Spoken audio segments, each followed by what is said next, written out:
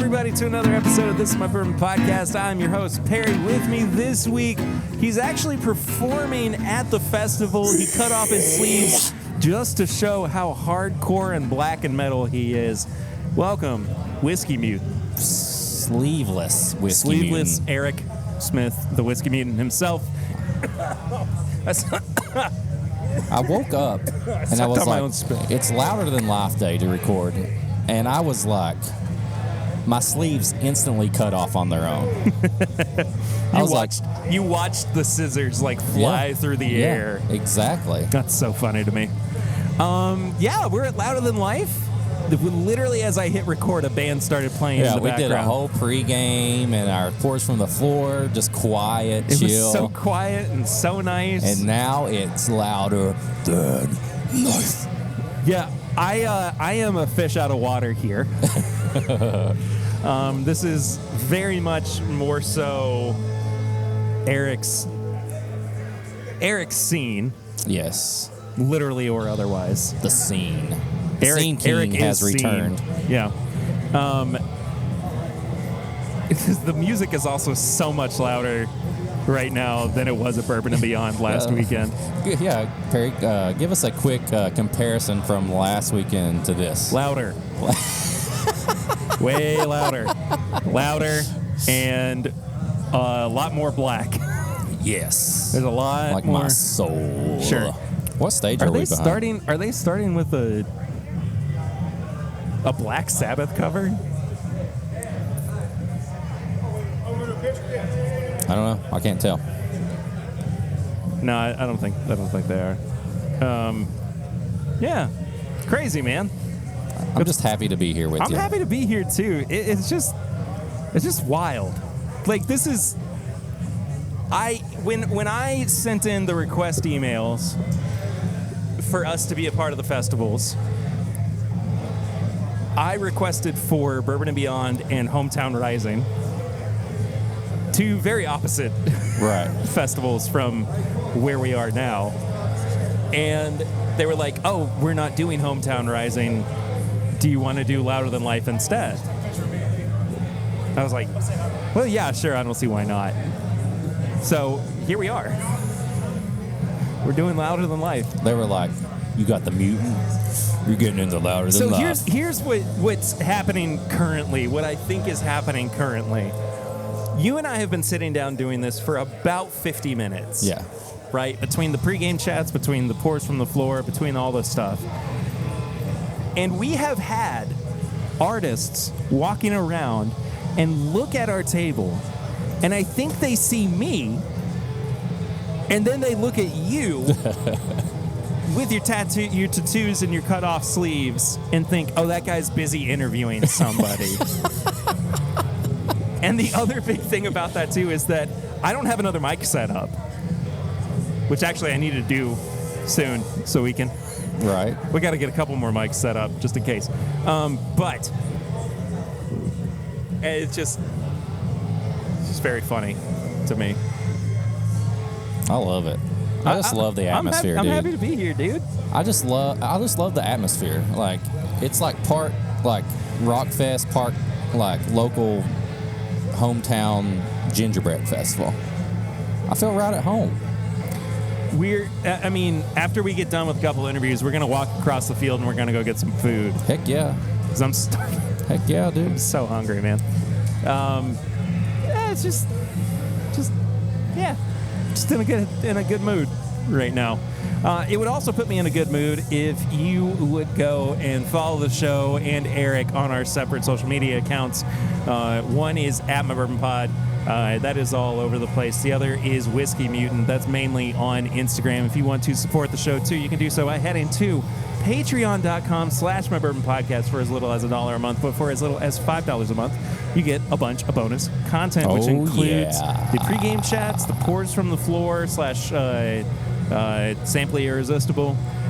And this week, we're going to be introducing one of two new monthly Patreon bonuses. Oh, which one? As well. I'm going to let it be a surprise. Okay. I'm going to let it be a surprise. Okay. I think you probably know which one it's going to be, though, because I'm busy right now and it's going to require less editing. Oh, yeah. Yep. Okay.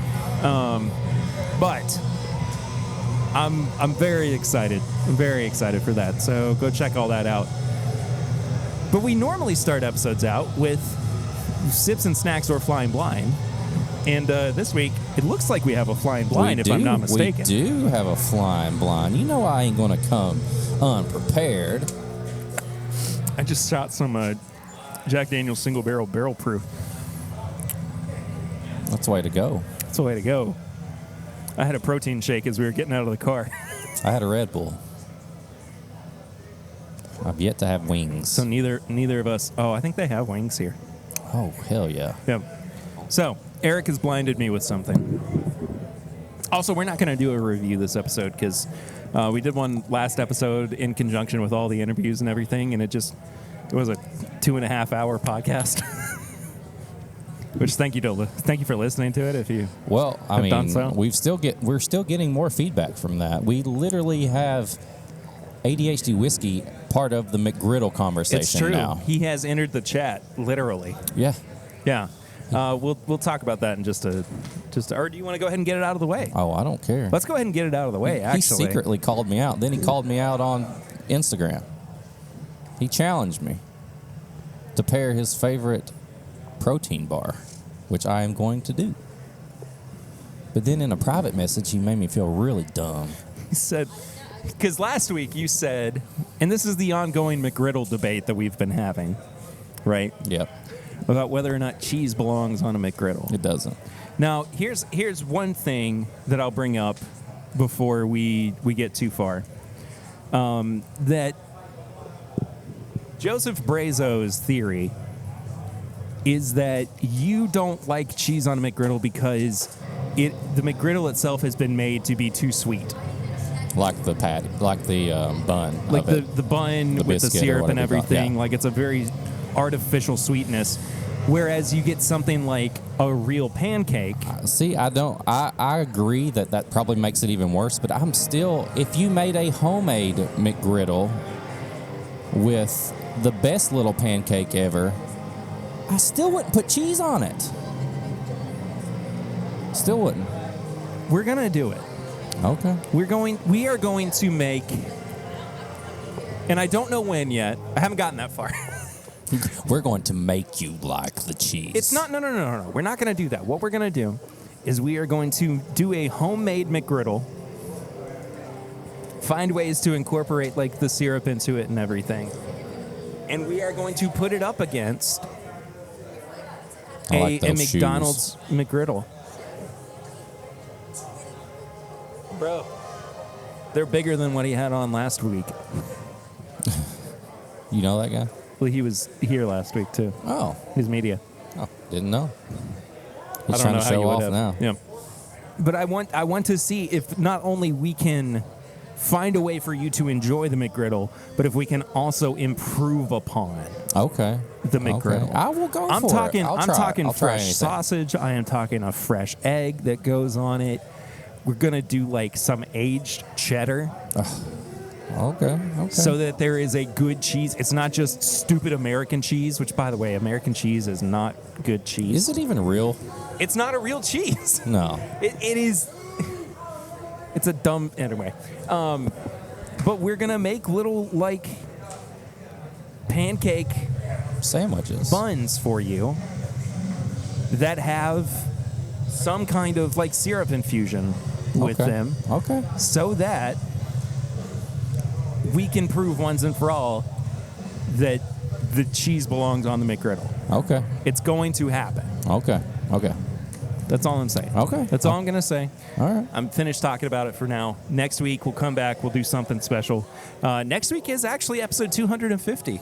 250. And so maybe that's when we do the McGriddle comparison challenge. We could. We'll Who's see. to say? In the meantime, Flying Blind. You know what's funny? That actually kind of smelled like maple syrup. It's got a maple on there with a nice little, almost savory finish. I don't mind that. It's pretty good. Oh, yeah, baby. Wow. Let's fucking go. So, yeah. That's maple and bacon almost. I like it. You like that? I like that quite a bit. I like it. You like that? I like it a lot. You like that? All right, deranged Yoda. You like that? What are we actually drinking here? Well, you already guessed it before you even had it. When we were talking about what it might be. Oh, really? Yeah. I don't even know what I said. I put the theme of. I had to go with the theme. Oh, it's a blackened. It's blackened. Nice. Yeah. Picked from Kroger. Oh, okay. A blend of straight whiskeys finished in black brandy casks. 110.7 proof. Is that 110? Yep. Exclusively curated by Kroger Wine and Spirits. I like this one, man. Dude, it's really good, right? It's quite good. Yeah, for sure. It may be better than the Black and Willet. That's a bold statement coming from you. I know, that's what I'm saying. Like, That's I feel a like bold statement. it may be more approachable. I'll be honest. Good stuff. What have you been drinking recently? What have I been drinking? Well, I went over to my neighbor's house who has... Is this the neighbor that has the great collection that you've Yes. smooched off of? Yes. Yeah. We definitely mooched and... Sorry, smooch. I said smooched like a kiss. I'll give him a little smooch. Give He's him he's a a little little nice kiss. guy. A little mwah. We finished a bottle of Lot B, Oh, nice. and I was very happy with that. And then he was like, "You want some Thomas H. Handy?" I was like, "Sure." So is that okay? So on the live stream that we had last week, which by the way, if you've not watched it, go and check it out. I'm going to upload the audio. I'm going to start doing the audio again for live streams. But you said you did that Willet rye blend Yes. with the honey. Yes. And you said that it tastes like Thomas H. Handy. Yes. Is that why you said it so quickly, because you had just had it? No, I had that after we did the live stream. Really? Yeah. So you had Handy last night. Yeah. No. Was it last night? Last night's Friday. Were we on the live stream last night? Two nights 2 nights ago. was Thursday. Thursday. After we got done doing the live stream, I went over because I was off. I was home from work. No, I said that before. I was going off when we reviewed the 2021 Handy, like that kind of honey orange notes, and I was getting the same thing with that blend. That's so wild, dude. But yeah, so that's the other thing I've been drinking is a homemade Woodford honey that I made up on the spot because I crashed the live stream. You say that though, but you did put some thought into it. Did I? Sure, you did. How? Well, you were trying to replicate Woodford honey, which was a double barrel. That's the only one I had, though. That's the only Woodford I had. Oh well, I just grabbed Woodford and honey. I'm and mixed them. I'm gonna give you more credit than I guess you're Shit, actually. I should have just went with it. You really should have. Damn it. I'm not cutting this out either. You don't have to. Fuck. Every time I try to get a little smarter and make myself look a little better, like I fall farther from the sun. You're the opposite of Icarus. Yes. You started in the sun and you keep falling towards Earth. Yeah, I'm basically burning. Yeah, right fair now. enough. Yeah. But Handy though, Yeah. it's good stuff, man. Hell yeah, That's dude. awesome. I don't even know what year it was. I took a picture of it because, Truth be told, I don't think I would be able to tell you because I don't know the proofs on usually Handies. I thought they all said like spring or summer or whatever, but they really don't, do they?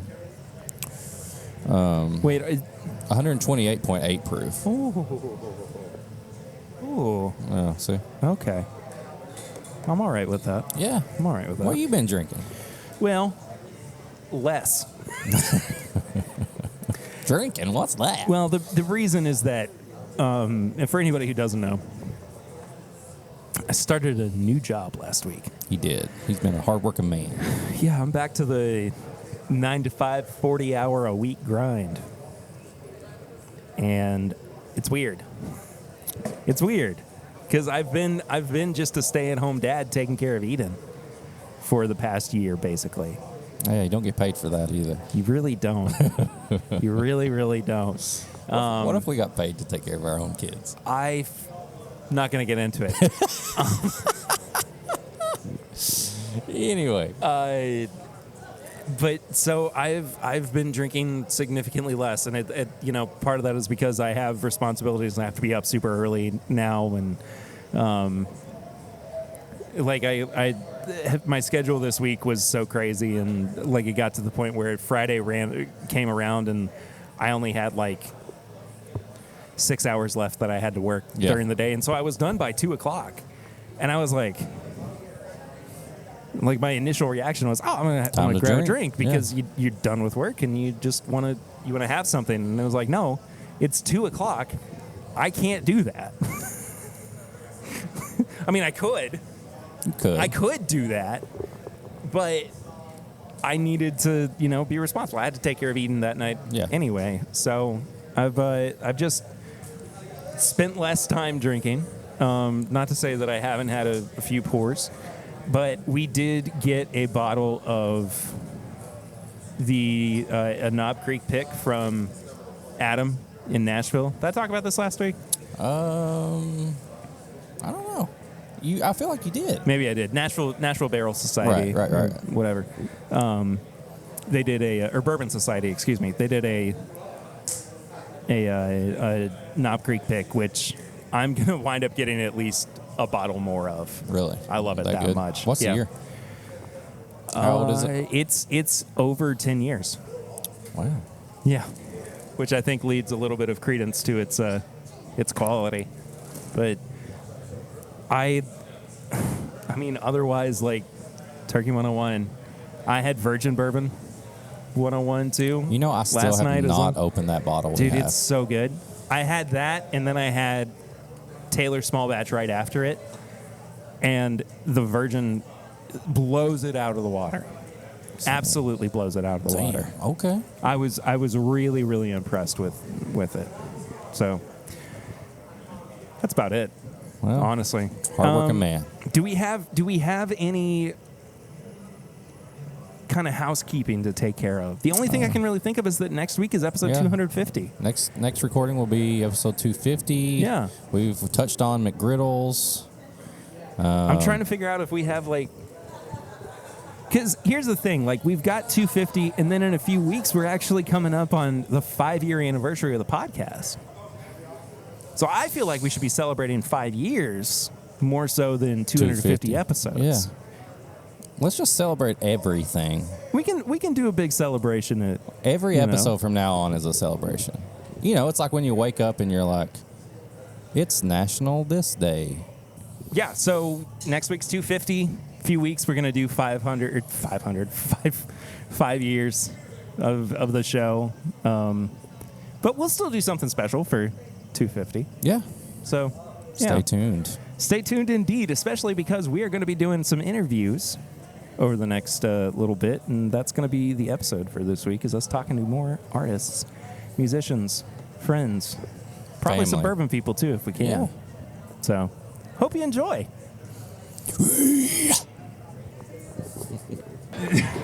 I don't even know truly how to introduce this. I think you just go for it. Are we just going to have to go for it? We're sitting down with the band members of Tetrarch.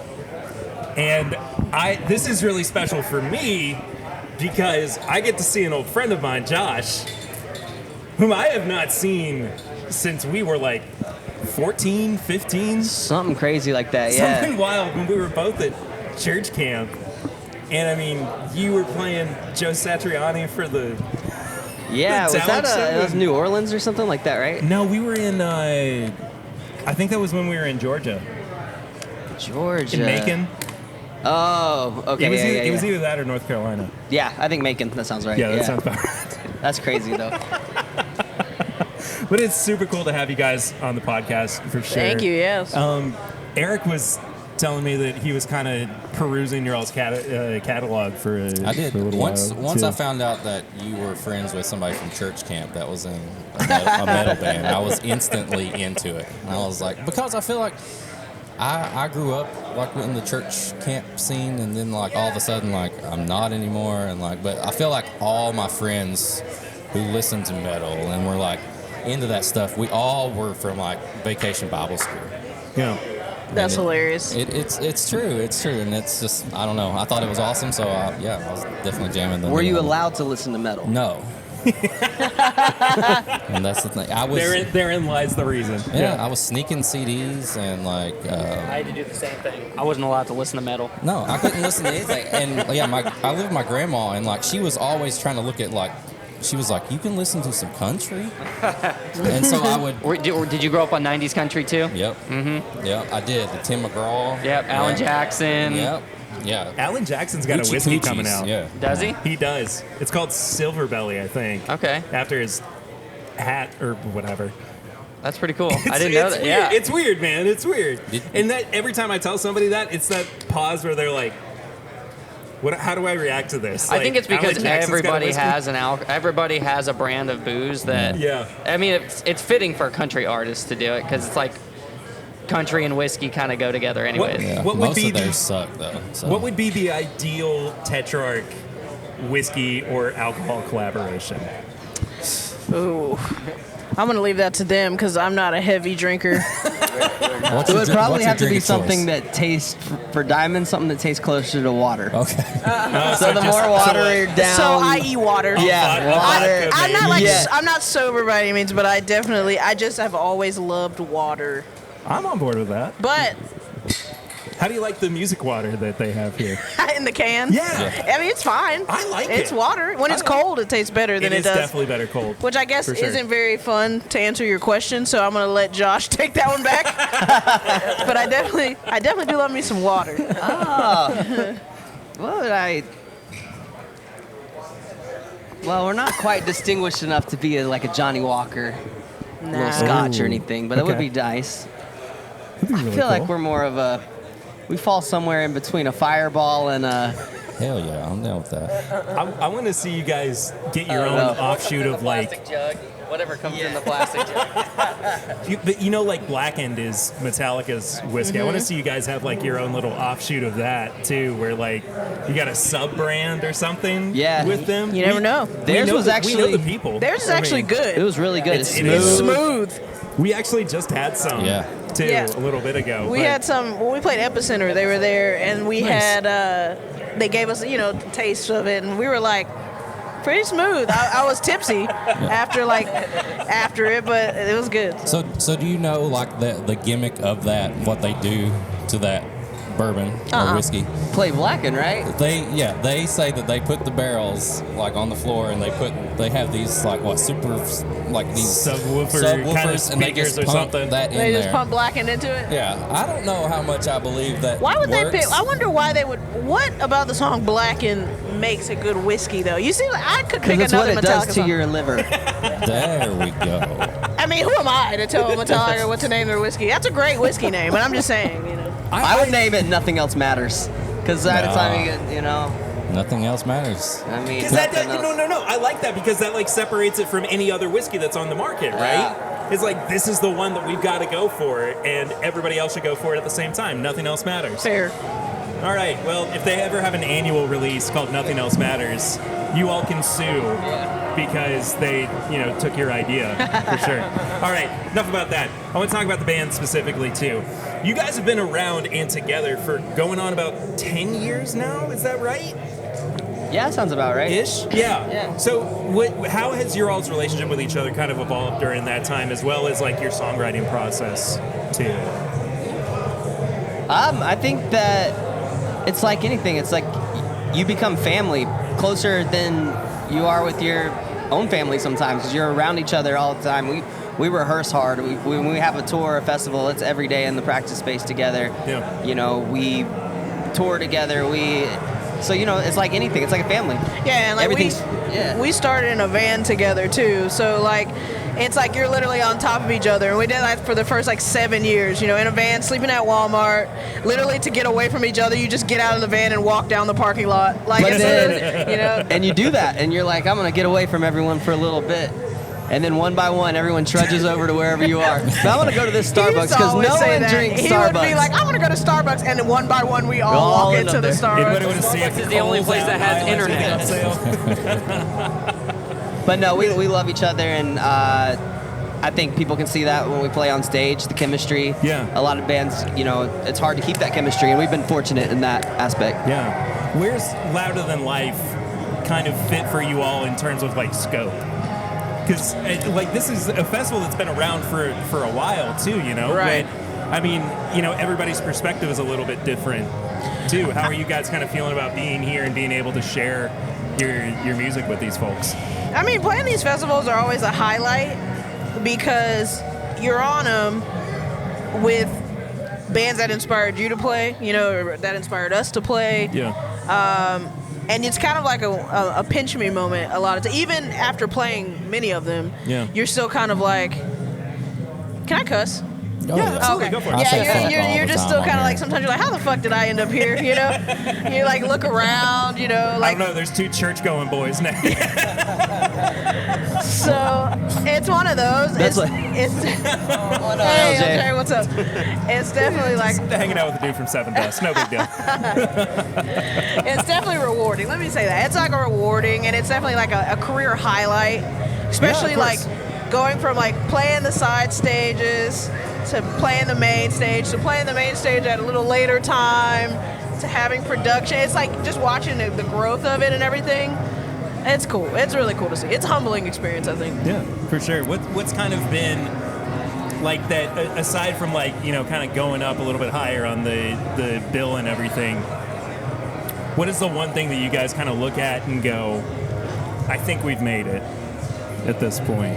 Or you kind of feel like that tinge in the back of your mind where you're like, this has been worth it all these I think years. it's more of when we reflect on things that we've done, because in the moment we're still very focused on there's so much more to go. Yeah. There's such a big mountain to climb, and so sometimes it's hard you forget about how amazing some of this stuff would have sounded to you when you were 12 years old. If you were to say, we're playing on the stage with Kiss and Slipknot and all this, you would think it was the craziest thing in the world, but you know. And like you said, it's crazy. Like a little story I had is when we played this festival called Exit 111, they did a few years ago in Nashville. We played with Guns N' Roses on Guns N' Roses Day, but we had just found out that we were playing another Danny Wimmer show, and I was like, we weren't playing at the Danny Wimmer show. It was Metallica was headlining that, and I was like with my mom, and I'm like, they just announced Metallica on all these fests, and we're not on the fest, and that's my favorite band. And my mom just quietly like listens to me, and she's like, Diamond, tomorrow you're playing a festival with Guns N' Roses. Like, and I'm like, that's true. Like, you know, it just like sometimes, and I'm the worst. I'm the worst at it of probably all 4 of us. Like, I'm very much like, I have to make myself I get it. realize like kind of where we are and how far we've come. Because as a kid, like you said, when we were in high school, I remember when me and him were like, if we could just play Mayhem Fest once. Like, we just wanted to like play like, we had goals that we've blown through like all of them when we were 12, you know? Yeah, of course. So that's cool, you know? So it's more of, like you said, more of like different things. Like each step that we've gone through and that we've done, we enjoy because we had to work for all of them, you know? So, yeah. Do you guys have any kind of like weird out-of-the-box goals or dreams with the band that you want to like see happen on stage or anything? Like, I don't know. I don't. Being a part of an Adam Levine scandal? No, I think that we have always, since we were young, I've always said that, and we're not scared to say it, that we want to be the biggest hard rock metal band in the world. And to some, that may sound crazy, or that may sound outlandish, but that's always our focus. So I would say like that's our big goal. Yeah, and some people take it as like we're being like, it's off-putting sometimes. A little less now than it used to. When we were young, people would be like, what are you talking about? There's our publicist. Hi, Maria. This is Maria. Maria looks like she parties. This is her scene. She's one of a kind. Yeah. Hey, you. Only Maria just busted in the middle of an interview. Yeah. Come in. She's gonna give us notes because we've done something wrong. Nah. In the meantime, but you guys are on stage. What time are y'all playing tonight? We're playing 3:00. 3:05 on the Space Zebra stage. Nice. Awesome. Really excited to check you guys out. Thank A you. little Yeah. bit later. Josh, it's good to see you, man. Good to see you, man. That's crazy. It's wild. Yo, I dude. saw you on Facebook. I was like, oh my God. Like, that's crazy. Just like the name popping up. I was like, was that Passport? Like, that's nuts. That's good to see you. Thank you all so much. Thank you for Appreciate having it. us, man. Thank you. I got 2 questions. Oh, you got questions. Okay, sorry. This is the co-host. Yeah. I know. I'm sorry. Okay. No. I just want to know, what's your favorite road snacks? When you're snacking on the road, what are you having? Probably the white chip macadamia Cliff Bars. Oh, heck yeah. Dude, I know all about Nice. them. Yeah, those are good. Sounds really good. We haven't eaten yet today either, so. Probably chips. Yeah, I was like, Something shitty that I have no business with. Doritos. Yeah, pretty much anything that's on my way, I would just kill it. I'm not kidding. Yeah. 6-week-old beef jerky or something. You're like, He just takes a quick smell. it's fine. Yeah. Give it a little sniff test. And the last thing, I gotta come back to hiding metal from our grandparents and Go our for parents here. Did you?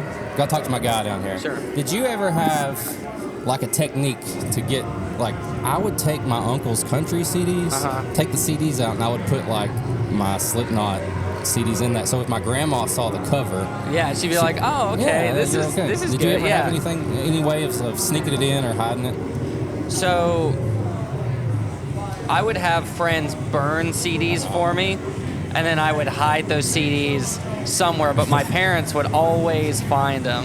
And then I really wasn't able to listen to metal until I was a teenager. Yeah. So by the time I got to the point where I was really buying my own stuff, they had kind of given up. Right. Yeah. At that point, there's no point. Yeah, exactly. So. Yeah, because it's like, oh, you're going to take away my Metallica CD? Well, guess what? I'll just go buy another. Yeah. I mowed this grass just for this CD. No, I love that. I love that connection that we have right now. So I feel like I have a new brother. Yeah, we're kindred spirits. Yes. I dig that. Exactly. Yeah. So I dig that. I'm going All to go on tour with them, get a new co-host. All right, we had to take like 5 minutes away from doing stuff just so we could talk about something I didn't think we were ever going to review, a root beer. This is something. It's incredible. So it's called Parlor, and it's a butterscotch root beer made with cane sugar. The real stuff. The real stuff. The real stuff for the real reals. This is like, I think, the bourbon drinker's root beer. Yeah, because there's like this kick to it. Like, you almost think you're drinking something with alcohol in it, and there's not. It's that like bitterness that hits like midway through the tongue. Yeah. You know what I mean? Yeah. I like how they actually give you instructions on where to drink it from. Oh. Drink this side up. Well, I was going to cut a hole in the bottom and drink it that way. And it's got a great nose. It really is butterscotchy Really root beer. I'm such a fan of this, dude. Yeah, for a root beer review, I'm like 18 out of 20. I got to find out what the price is on these. All right, Amazon's telling me it's $52.98. For a one? No, it's for 12 bottles. For 12. Okay. What? Look at that. What's that picture? It says dang. Dang. That's not right. Man, this is great. Oh, could you imagine this in a root beer float? With butterscotch like With drizzle. and bourbon. And bourbon. Yeah. Yeah. $10 for a 4-pack. I'm not mad at that I'm at not all. mad at that by any means. That's a 5 on the pricing. Yeah. I would have this around a lot. And again, I'm not really a root beer guy, but that's... I'm a buy on this all day. All right. Hang on. Oh, boy. Is that Knob Creek in there still? No, this is Jack Daniels. Okay. Is that where it's at? It's like it's almost like marshmallowy, like Yeah. foam, like a marshmallow ice cream thing. Woo! Dude, that's great. it shouldn't be that That's good. a festival drink. It's just that's Jack Daniels. That's Jack Daniels with Parlor root beer, butterscotch root beer. This is like I would make this for a party, almost. Like a whole jug of it. I mean, it would go flat if you poured all the root beer before. But everybody would drink it so fast. Yeah, I know. Yeah, that's very true. Oh, no, it's incredibly drinkable, for sure. Got the guys from 21 Pilots coming our way. Nice pants. Love those pants. All right, we just had to take a small break so we could talk about Parlor Root Beer I'm down with Parlor Root for Beer. a second. Let's see if we can get them to sponsor the show. I'm down. Let's do it. Let's do it. I'll cut my sleeves off for them, too. You did it for me. I didn't even have to ask. You don't have to. Yeah. I learned that from Fred Minnick. He was like, and I mean, like, it's good rule of thumb anyway. To hit the record button? Well, yes, but also to make sure that the people that you're interviewing know they're being recorded before you actually do it. That is huge. Like, when I have guests on my show, I always say right away, I'm like, all right, we're recording. Yeah. I mean, you got to, but I always hit record immediately because the good stuff happens when you're just saying hi, you know? I am super excited to be chatting with you too, Cutter. You're from, I was reading over your kind of bio, and I couldn't help but read it as Wapple.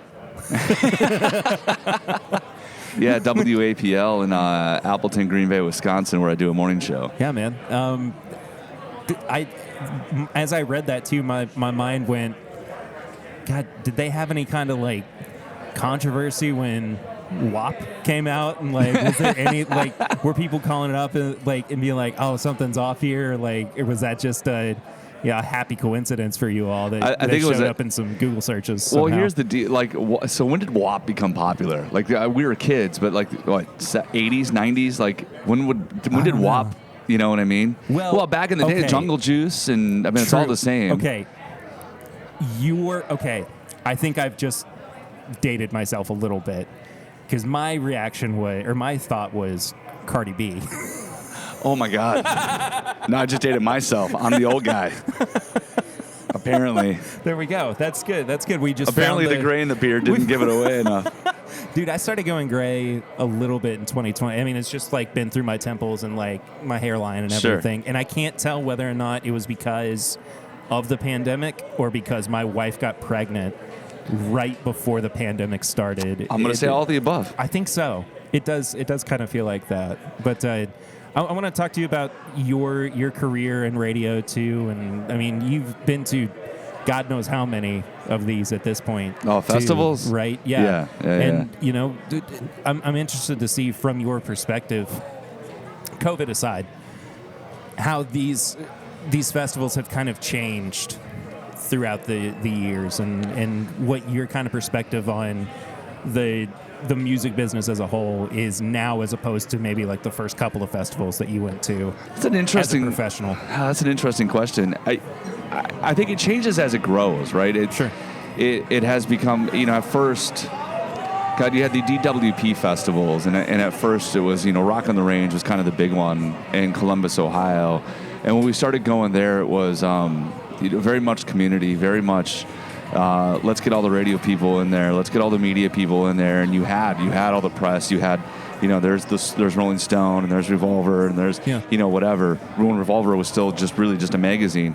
And you had them, and then you had all the major radio stations from across, not just the Midwest, but really from across the country, and obviously, you know, guys from Sirius XM and all that stuff. Yeah. And it was real community. As it grew, they kind of got away from that, I think, a little bit. And I think you have to, right? There's more security issues. Sure. There's more people, so then therefore that makes more, you know, whatever. And artists don't necessarily need to go run the rounds of doing 30 interviews in an hour before they have to go sound check. So, you know, at first that aspect of it was very much, we're all here together. We're gonna go get drinks later, all of us together, and we're all gonna have an after bar, and we're gonna see cool bands, and it's gonna be an amazing experience. That's gone away a little bit, but there's more fans. You know, and there's more people coming to these festivals. You know, when you're going to, like today with Louder Than Life, or this weekend with Louder Than Life, when you've got legendary artists like Kiss and Red Hot Chili Peppers and stuff headlining, you're going to get 40,000, 50,000 people there. You know, so you have to be it's a little different as far as that aspect goes. But it's still, I think the initial thing is still there. You know, the festival experience for rock, which really until, and I don't want to kiss Danny Wimmer's ass too much, but really until he started doing that, these kind of festivals were so huge in Europe. Yeah. They weren't here in the United States. You had a couple. There was a couple we did in Wisconsin every year. There's, you have your couple random ones. Your California had one. Whatever. But now it's become such a big part of the culture, and it's amazing because it is a great experience. You touch on these bigger name outlets, your Rolling Stones, your Sirius XMs, and I can't help but look around and go, those guys aren't here. Sure they are. Really? Yeah, absolutely. Yeah, Josie's right there interviewing somebody right now. Yeah, Pinfield's been running around. Okay, well, egg on my Revolver's face. behind me. What I was kind of getting at, I guess there's not as much showmanship about them being here as there are some other outlets. That's very true. And so you don't think about that necessarily as you're coming in, and especially with this is my Bourbon podcast. Mm-hmm. We're no Sirius XM, we're no Rolling Stone, same, we're no Revolver, but just the opportunity. I feel like that is something that, I mean, despite the fact that podcasting is such a new and fresh medium, 10 years ago, 15 years ago, 20 years ago, these little outlets, I just don't feel like we would have been here. What is your perspective on that? I think the advantage that people like us might have now is, local radio aside, and you're talking just podcasting, is it's all about the viral aspect, right? If you put something out, True. and it goes viral, people are going to know who you are. It doesn't matter if you're in Louisville, Kentucky, or in Green Bay, Wisconsin, or in New York City. They're going to know, and you can everybody's kind of playing with the same rules. Sure. As far as that goes, you know what I mean? Sure, some of these outlets have signals or have satellites or whatever. But at the end of the day, we're all playing by the same rules. Yeah. We're all trying to use Facebook. We're all trying to use TikTok. We're all trying to use Instagram, Twitter, and everything else to the best of our abilities to get our stuff out there. Yeah, and it does feel like that sliding scale of how do we feel our measure of success weighs in our favor.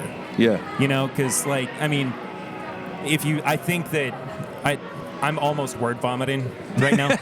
But when you think about, I do that all the time, just word vomit, man. That's just how it goes, dude. But you think about, the amount of people who might subscribe to Rolling Stone, how many people do they actually have as followers on Twitch or TikTok or whatever, and then how many people listen to radio shows or podcasts, how many, and what is the amount of people that actually follow them on social media and everything too. And I think that is what I think you were kind of getting at a little bit, is that the measure of success is not the same for everybody. Right. I'm kind of sticking my foot in my mouth a little bit, but I'm very grateful to be here. It's very much an honor to have such a small outfit and still be allowed the chance to come in and rub elbows with the struts were walking around here earlier. Jelly Roll was just meandering making loud noises. Yeah, exactly. it's just a very cool thing, and I think a part of that too is 15, 20 years ago we probably wouldn't have had that opportunity either. It's the advent of social media and everything that has it's podcasting, and I just thought of this. It's podcast, and this is dating me a little bit because, again, going back to I came up. I'm a musician. That's how I got into this. Same, and actually. Awesome. Yeah. Start a band.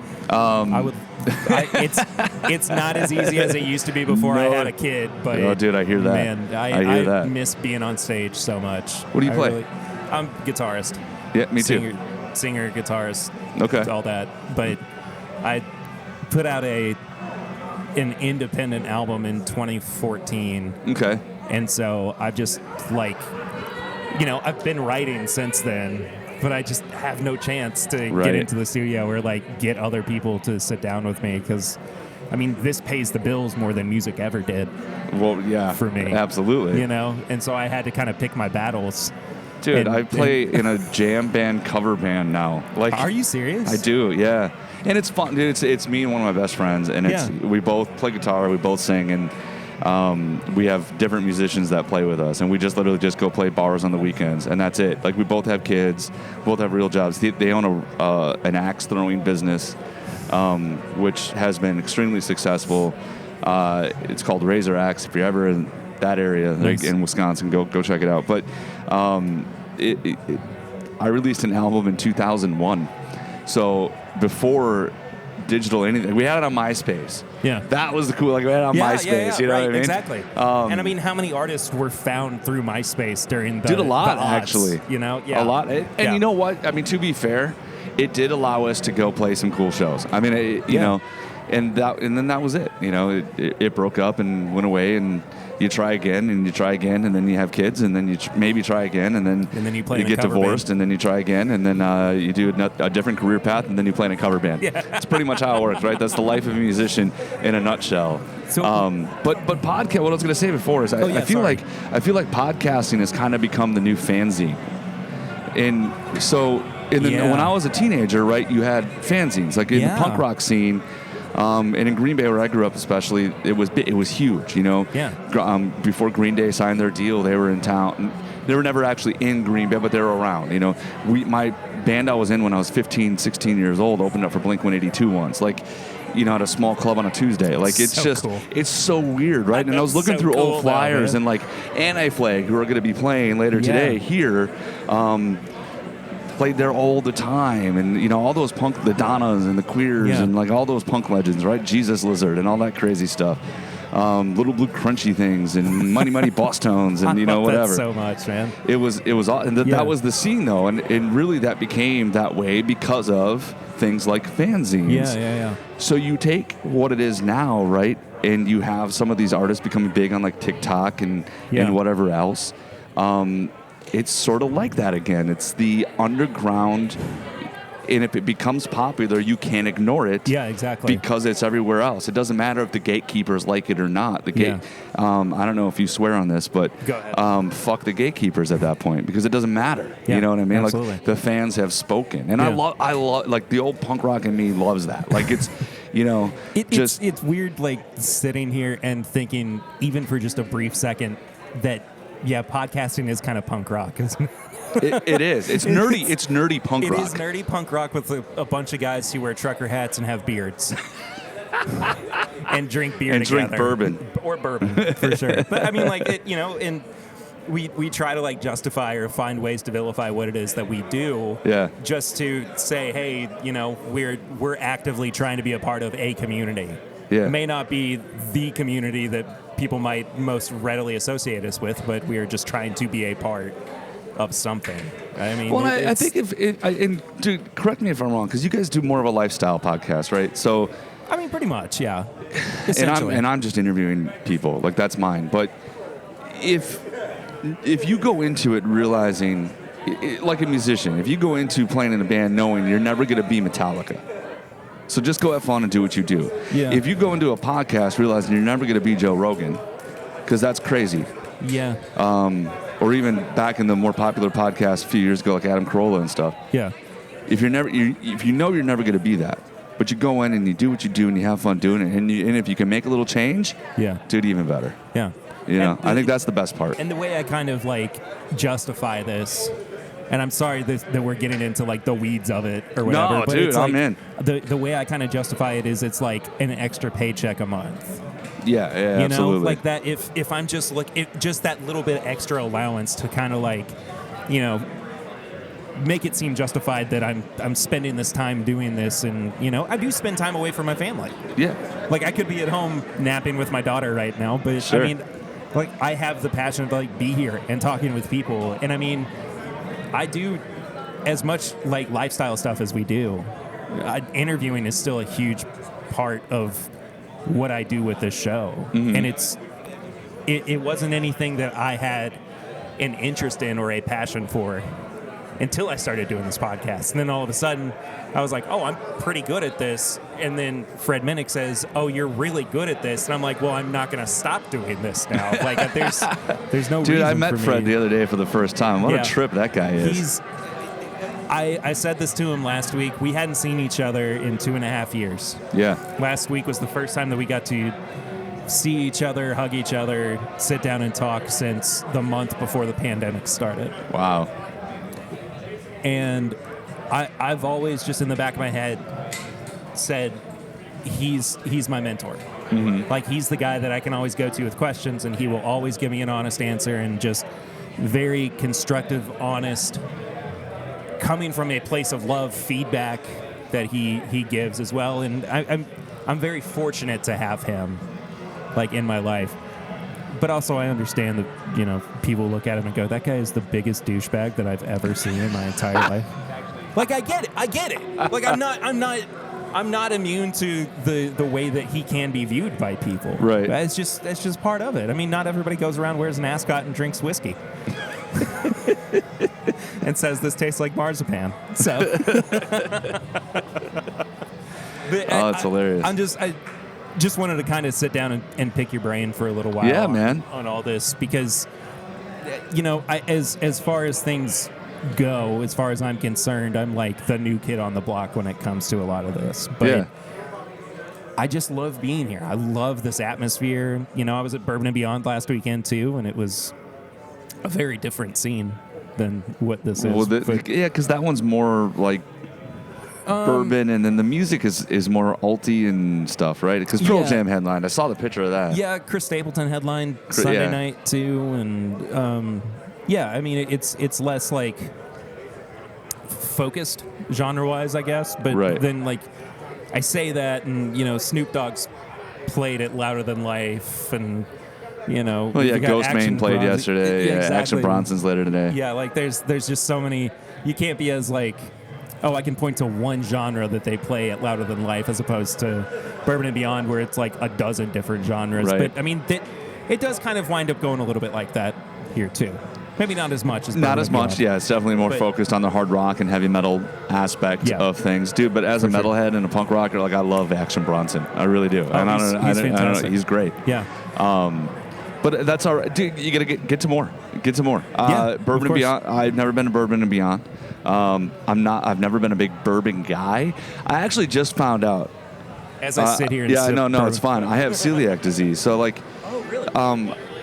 I just found out that bourbon is actually safe because it's generally a corn mash, and because it's extra distilled. So like, you get like cheap whiskeys are hardly distilled at all, right? So it's there's no way. Like, if it's made with if it's a wheat mash, I'm not touching it, because there's going to be some leftover stuff in there, or like flavors. Flavors are hard, but because of the the distillation, that's not right either. I talk for a living, ladies and gentlemen. That's what I always say every time I trip over my words. It's like, you think I would be used to this by now after 5 years. So correct me if I'm wrong. So the bourbon's distilled more, right? Or bourbon, No. the way bourbon's distilled. How does it work then? Because bourbon, I mean, typically they only distill it once. Right. And for it to actually be called bourbon, it can only be in a new first used virgin barrel. Oh, maybe that's why. But you're right, though. Like, the mash has been distilled enough to where you're not getting like residue from grains, right, or anything. It starts out as a clear alcohol, a clear spirit. Right, and then the barrel makes it. The barrel gives it, I think they say 95% of its flavor and 100% of its color. Okay. So. Interesting. If you get a wheated bourbon, it's my sister-in-law has celiac. It's not gonna. Dude, hurt you too I've bad. been trying some, and I have not had an issue. And There you I've go. definitely had reactions from cheap whiskey before. Well, so that's just because cheap whiskey's not usually very good. That's true. That's true too. Cutter, it's been so good talking with you, man. Yeah, It man, was really anytime, nice to man. make Reach your out. acquaintance, and I hope to see you again soon and chat more. And best of luck to you too. You got it, dude. brother. Thanks for having me on. Absolutely, man. Appreciate it. I'm legit just gonna sit here and talk with you guys and hold this guitar the entire time, because before I hit record, I was saying this is like getting to like sit with this guitar. It just like experiencing it and like being in its presence is so special for me. But I'm getting a little ahead of myself. You're glowing right now. I feel it. You're glowing. I feel like I'm smiling as much as I did when my daughter was born. I don't know if I've seen you this happy anytime since either. Ever. Maybe ever. Yeah. So I'm sitting down with the guys from the Music Experience here at Louder Than Life, Squiggy. How you doing, buddy? And then, doing well, man. It's good to see you. Good to be here. And Thanks. I am so sorry, dude. I just blanked on your name. Name's Paul. Paul. You think I'd be able to remember Paul? It's pretty simple. Yeah. He forgets my name every week. That's fine. That's okay. But as I was kind of alluding to, I'm holding what was your all's first guitar build, and it was made out of a wild turkey barrel.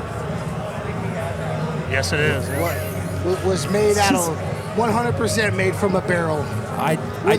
We are the only ones dumb enough to think that we can make guitars from bourbon barrels. So when I was chatting with you guys last week at Bourbon and Beyond, just immediately you all started talking about how difficult it was to assemble this guitar and the guitars in general. Have you learned any kind of tips or tricks on, kind of working with the barrels anymore, or are you still kind of like learning as you go? Like, is every time that you sit down with a new barrel and a new guitar different than the one before? So yes, every barrel's different, every piece of metal's different, every stave is different. I've learned a lot, but honestly, every time we get a new barrel or a new stave, it's a learning curve all over again. And traditionally, barrel guitars have been somebody takes a barrel top, which is already flat, and they CNC a body, and whatever bourbon brand you want that guitar to be, they will etch it in there. So usually, a lot of these barrel guitars actually really aren't from the barrels completely. The barrel top could be from any barrel. The barrel top can be etched with whatever.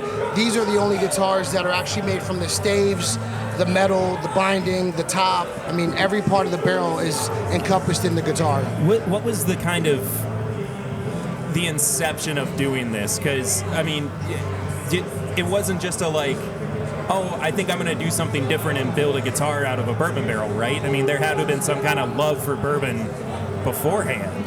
So it's kind of interesting how that came to be. Squeaky's getting a little uncomfortable under the pressure here, y'all. So about 4 years ago, I was with Wes from Angels Envy, and we were talking. He loves music, loves guitar. Yeah.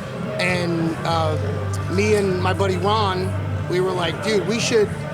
I don't know, man. We should make some guitars out of some barrels. It's more of a marketing thing. Just to kind of get people talking. Wes was game. We had never done it before. Yeah. We had partnered with a guitar brand to get it done. And, they came out cool. And we sold both of them the Thursday of Bourbon.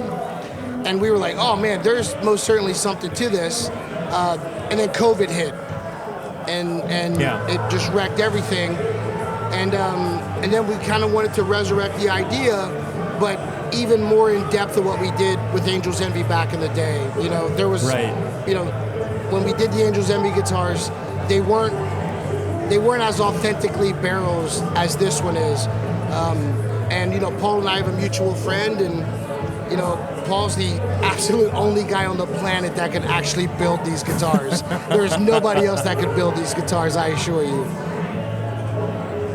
Just it as much as I want to play it, like I also just want to sit and look at it too. Like it is very much beautiful. It's beautiful. No, it is, and I think that is the sign of good craftsmanship, of dedication to the work and everything too. That as much as it is a tool for success, it is also an art piece.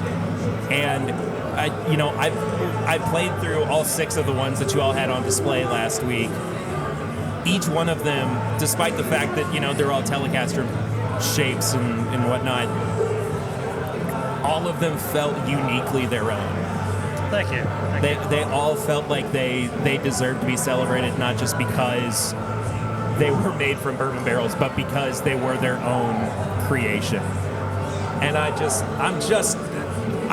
gushing more than I am anything about what you all are doing, because I can't get over how friggin' cool this is. Thank you. That something like this exists. But the thing that keeps like popping up in the back of my head too is like, how do you, because bourbon barrels aren't exactly the cheapest thing in the world. How do you offset some of the cost on that? Are you sourcing a lot of the equipment and everything that goes into it, or? I mean, that's definitely more of a Paul question, but I will say this, like, these poor guys, you know, trying to get this down to building, I mean, they went through like $1,000 of drill bits, you know what I mean, on guitar number 1. So, I mean, I'm sure Paul can, you know, I think he stopped crying at this point. Man. They're just, you know, just wasting away all these tools, man. But it's a testament to the craftsmanship, and I think he's got some pretty good stories on the nightmares of building these guitars. It is a nightmare. You were telling me about having to build the binding out of the staves, or excuse me, not the staves, the metal binding. So the metal band that we use around the side for the binding, that's so it's curved. It's spring steel. You can't heat it. All you can do is beat it with a 2-pound sledgehammer and a cold chisel. And it takes about 2 hours per guitar to get that to lay around there. That is by far the worst part of this entire build. The staves, obviously they're curved, and we found out that they were waterproof after I soaked them for a month and a half, and we ended up having to take the char off and re-soak them again so we could get them straight. I have an F350. I parked it on it overnight, and I pulled off of them, and they were still curved. So it's a pain. It's a pain. I just imagine you like when the guitar's almost done, like it's almost like a Marvel movie. Like there's like metal music playing behind you, and you're just like pounding stuff with hammers, and like all of a sudden the guitar just rises, and it's like, I'm finished. Like, that's how awesome this looks. And when you said you were having to hammer things and do all that, like, I just imagine it being the most metal thing ever. Even the, you know, the story of the build, you know, is like, you know, the core wood in there is a 200-year-old pine. And, you know, these guys got to soak the staves for 6 weeks. You know, soak them, straighten them, soak them more, straighten them. And then you glue that once they're straight to the 200-year-old pine, and then they hand cut the body, and then they do, you know, with the sledgehammer on the binding. And I mean, this thing is, it's like, you said a Marvel movie, but it is almost like a marvel that it's even built, you know? And everything down to the, the little wood piece on the channel, on the selector, you know, the tops of the barrels as the knobs. I mean, you know, Paul's attention to detail is, I mean, it's nicer, in my opinion, than the vast majority of even custom shop guitars that I see. You know, and you know, the question is always, well, how good do they sound?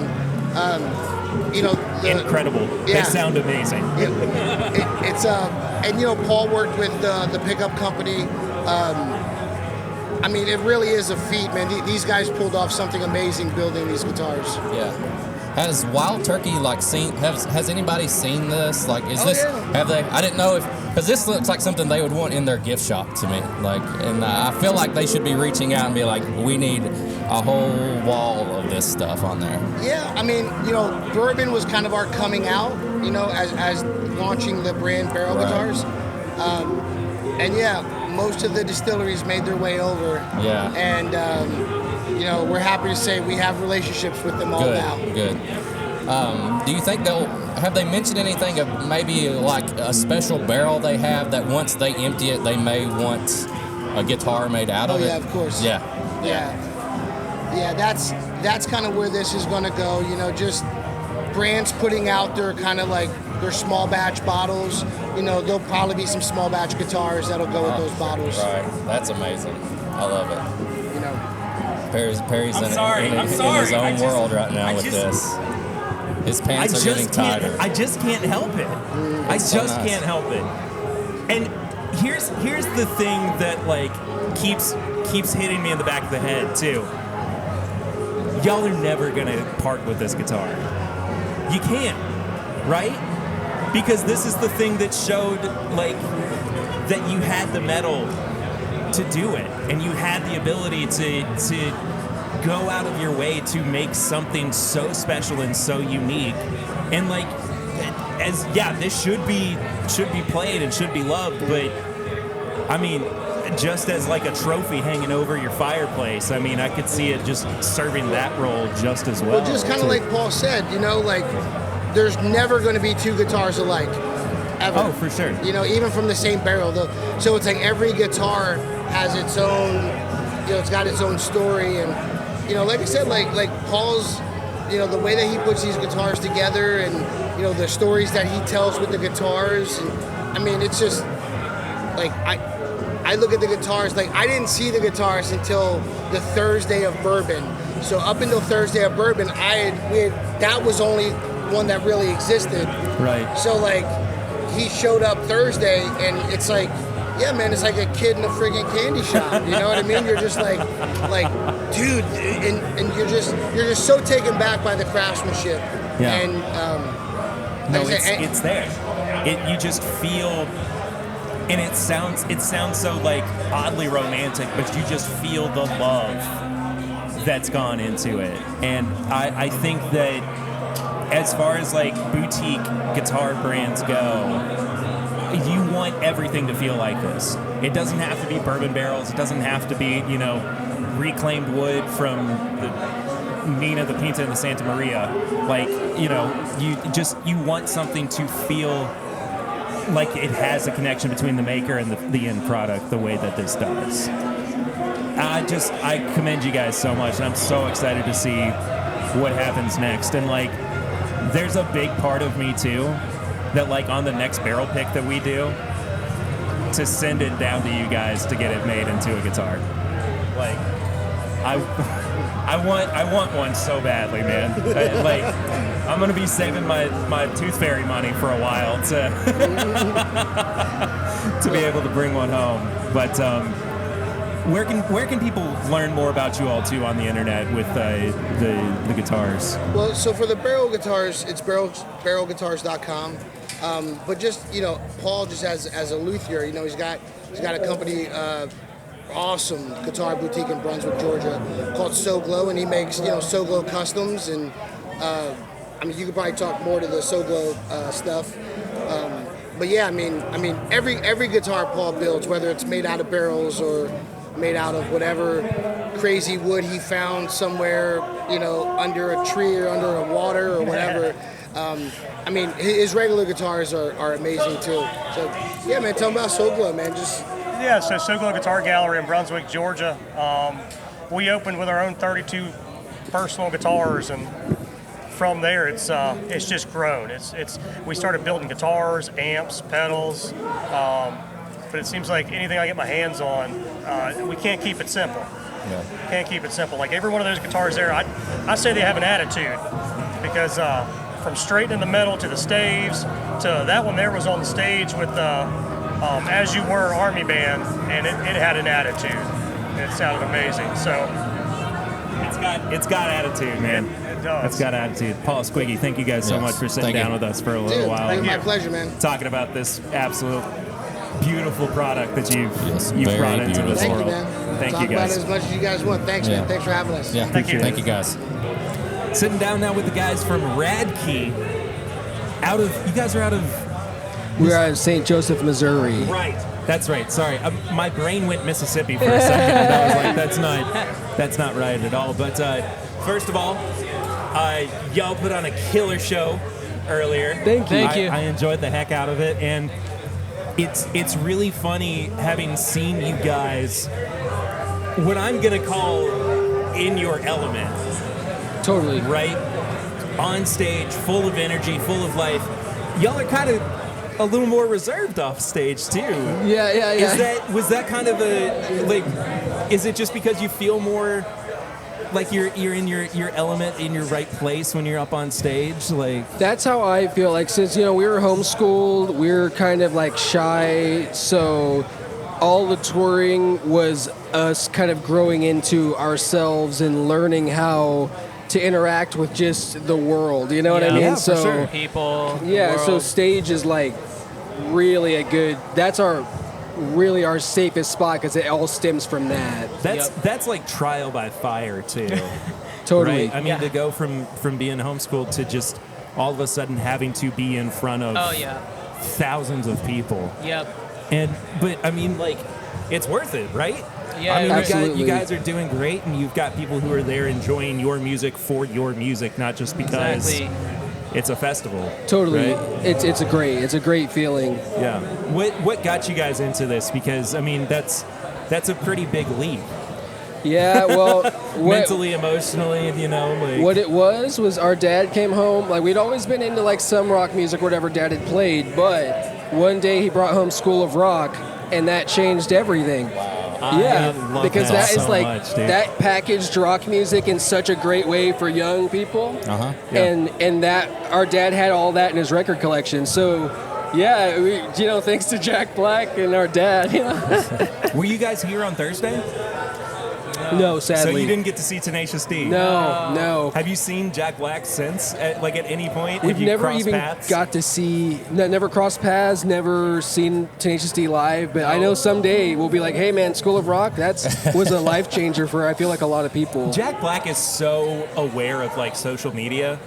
That is just waiting for you guys, Totally. I feel like. Like for him to just come across some kind of message or some kind of like tweet or TikTok or reel or whatever, and then you're just like, hey, we covered You're Not Hardcore Unless You Live Hardcore. And like telling Jack Black how special that song and that music and everything is to you.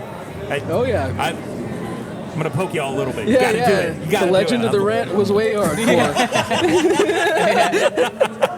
I would love to see you all like cover that on stage That'd be too. cool. I think that would be so awesome. That would be so awesome. But like your songwriting process too between the three of you all, is it pretty collaborative? Do you all kind of like? Oh yeah. And a lot of it spans from comes from the jam room. Like we'll like get together and jam. There'll be like a gibberish kind of vocal melody, and then from there we'll just kind of work the songs out. Yeah. That's it's one of those things where like being a musician as well, like I love being able to like think about other people's songwriting processes, because like I'm very like reserved as far as like I'm not ready for anybody to hear it until it's done. Totally. Like I want this to be as perfect as it can be before anybody gets like half of the first verse or anything. Absolutely. But I mean, like that gives you guys a little bit more freedom to be kind of open with each other too. Yep. Right. Yep. So as far as like a brotherhood relationship between you three, how has that changed since the band has been a thing, since you guys have been, out in front of people too? I would say the only thing is that each of us learned more and more about like the production process and the songwriting process. So the collaboration only gets like crazier and crazier, yeah, of course. As we go. So we're always trying to entertain ourselves and come up with like the best kind of new thing. We're always trying to change the textures, from record to record. Yeah. And you guys have you have 2 LPs out. Yes, right? we have Delicious Rock Noise, Green Room. I guess No Strange Cats as well, so 3. Yeah, and you guys are in the process of creating the music for the next one, I'm assuming. Absolutely. Yeah. Do you guys find that to be a more intentional process? Like you go, I've got to get this done, or does that come about pretty natural for you all? Like you're just like, oh, we've hit the point where these songs are ready for an album.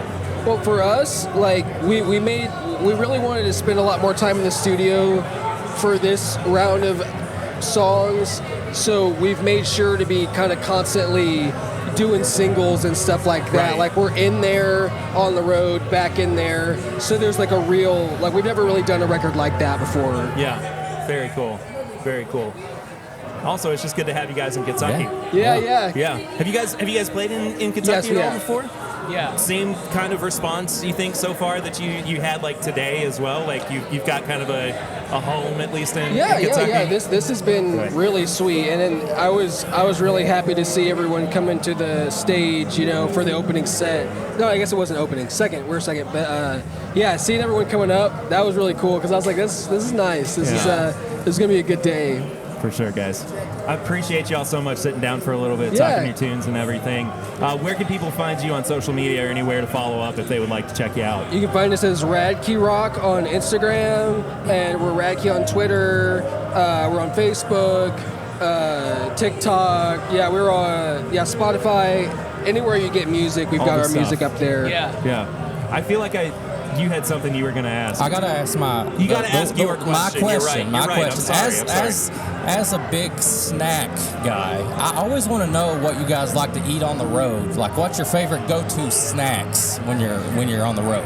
I like to go for like a bean burrito. Okay. And sometimes you can get those, frozen. Yeah. So that's nice.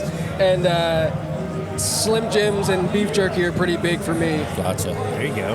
I like the Beyond Jerky. It's pretty good. I like Twinkies and Slim Jims. There's my guy right there. Twinkies and Slim Jims. Eric's a snack cake guy. I take bourbon and I just dip snack cakes in my bourbon, and that's just what I do. So I love those answers. I love hearing that. Thank you guys so much. We appreciate you so much.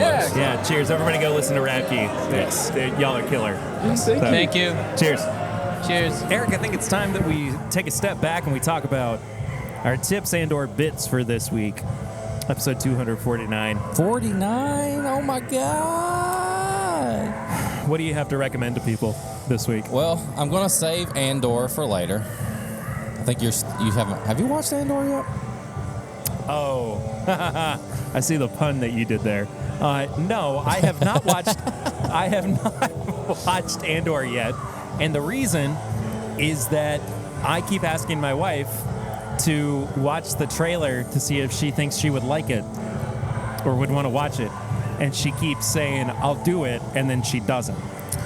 See, here's another tips and bits. If you have opposite schedules of your wife, then you really can't ever plan anything. So we have to plan movies and stuff in advance. But shows, we're just on a let's watch it when we can and we'll talk about it later type deal. So, but then you also sacrifice sleep and sanity and time together. So choose your battle. Fair enough. I really want to watch Andor. Yeah. I won't say anything. Okay. I think it's great, though. I did watch a little horror movie since we're getting into the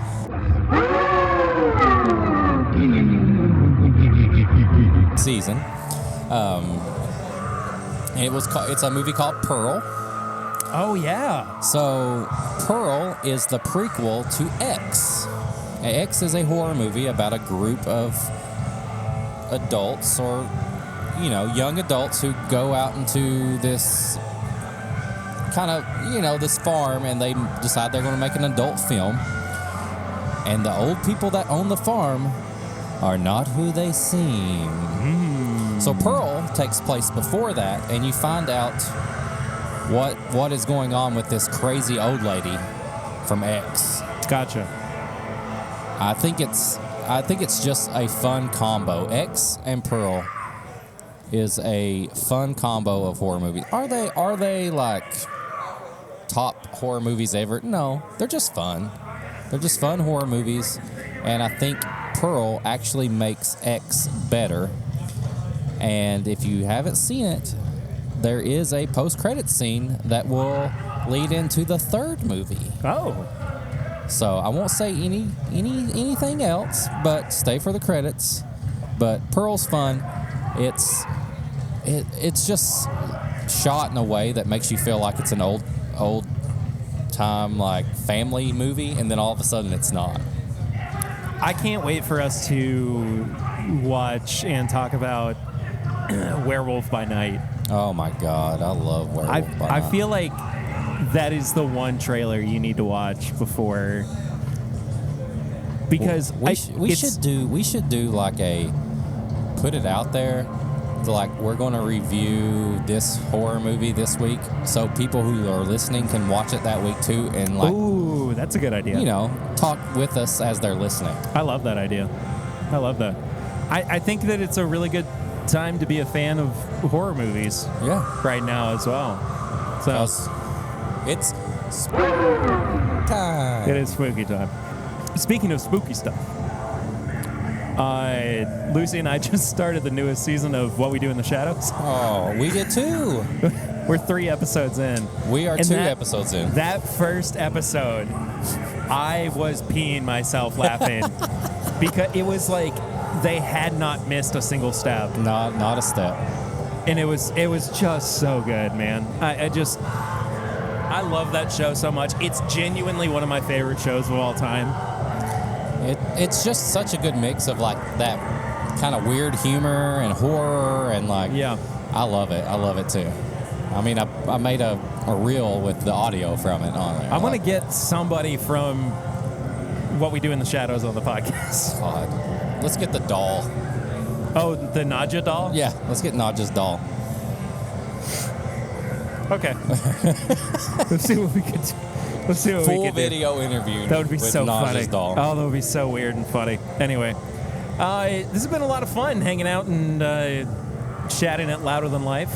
I love it. I love this atmosphere. Me and Perry just walked around and got some food, and it's I said this earlier to him. I was like, I feel old. I don't want to get in a pit.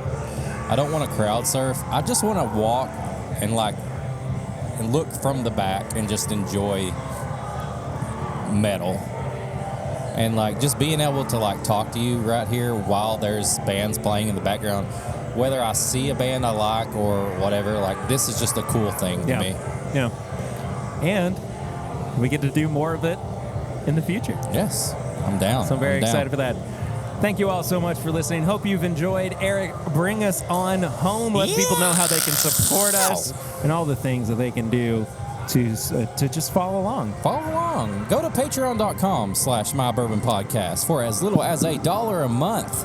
You can support the show and help us pay bills and get new stuff and do reviews and all that fun stuff. But I think you should go to the $5 tier where you get all the uncut episodes, all the bonus shit, all the stuff that we can't say on normal podcasting airwaves. Is it airwaves?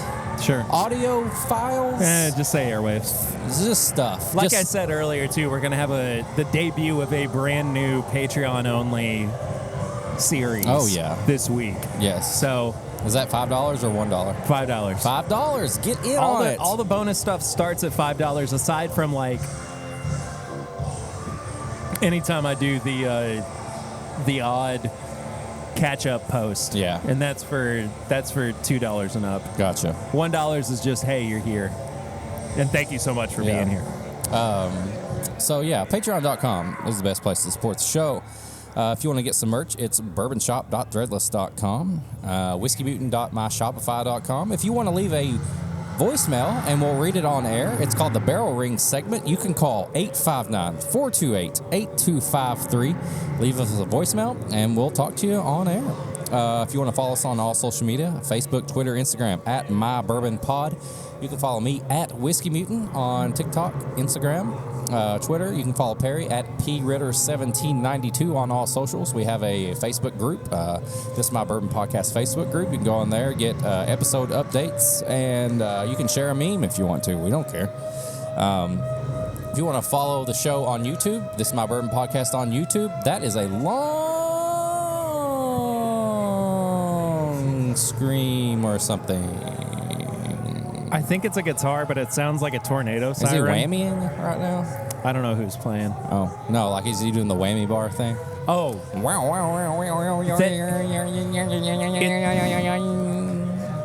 I'm going to just say yes so we can move on. YouTube. Perry goes live every Thursday night. I was actually able to jump on a live this past week where he was on with somebody that's really lovable but really dumb at times. Perry went live with My Daily Bourbon Chat.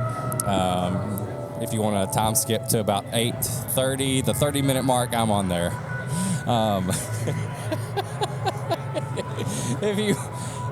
You're mean. Just tell people about us. Tell your friends, and then leave a 5-star or a 1-star or a 2-star or a 3-star review. We don't care. I've heard that we have a updated review. We do have an updated review. Okay. This review, it's from a little while ago. It started out from somebody named I Am Chad E. Speaking of Says lovable amazing, and dumb. absolute fan of the show. Perry and Swan made my dreams come true by allowing me to drink on an episode. 12 out of 10 would recommend to buy more skateboards. People, update, hashtag better than Eric. Hashtag I'm horrible at comebacks. I have no good ways to trash talk people. My Daily Bourbon Chad. Don't even come at me with that weak ass review. But thanks for the 5-star review. I'll thanks, take it. Chad. Yeah. And I think that about does it for this week. Next week, though, 250 episodes we've got under our belt. That's weekly episodes, mind you, not like 3 times a week or whenever we feel like it. Patreon calling in numbers. a new episode. No, this is full, Metal regular jacket. Yes. What? 250 episodes. So we just love you guys. Yeah, Thanks you. for being here. And that's about it. See you next week. Until then, I'm Perry. And this is my Bourbon Podcast from Louder Than Life. Yeah. Later.